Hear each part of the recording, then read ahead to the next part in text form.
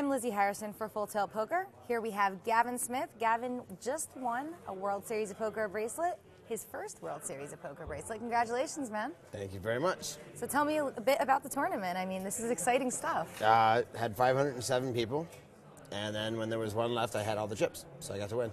Tell me a little bit about day one of the tournament. How were you feeling? The whole tournament went real well. I got really good night's sleep before it, before every night, every day. I mean, and just everything went well. I mean, I got chips early, and that's the biggest thing in these tournaments is like getting some chips early so that you have a little room to play and you can take a hiccup or two along the way.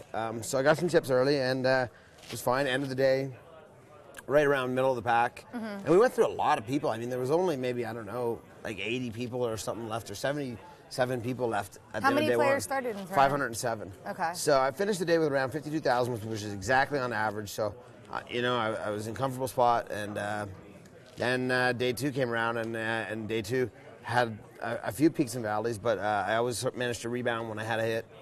And near the end of the day, I got pretty hot and picked up a few good hands. Was there any like really pivotal hand, a huge pot you won? There was a pretty big one where a guy I think made a bad call on me when I moved all in pre-flop with two queens, and a guy called me with ace-10, and that managed to double me up to about 360,000. And that, sweet. And once I had like above average chips, then I was able to you know, play a little bit, and that.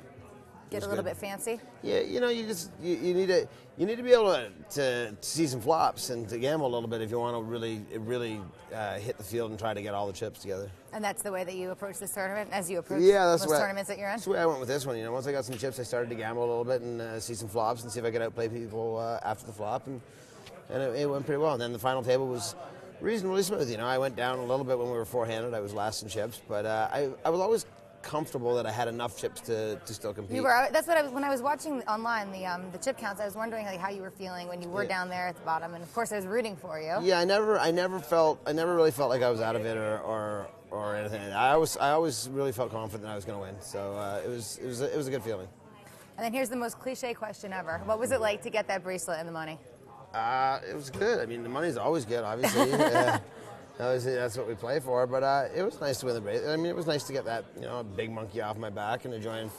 It was a big monkey? Yeah, he was gorilla? He was getting heavy to carry. Yeah. I mean, I got a lot of great friends that have bracelets, and I wanted to be in the same area as them, and you know, and this is what our industry is. Our industry, most, you know, 90% of the history of our industry is the World Series of Poker. Absolutely. And if you have a bracelet, then you belong in this one group of people, and if you don't get into that group. So it's, you know, it's meaningful to get one. Absolutely. Well, congratulations once again, Gavin. I'm going to let you get back out there, win another bracelet, get into another club. All right, thanks. Thank you for watching me and Gavin Smith.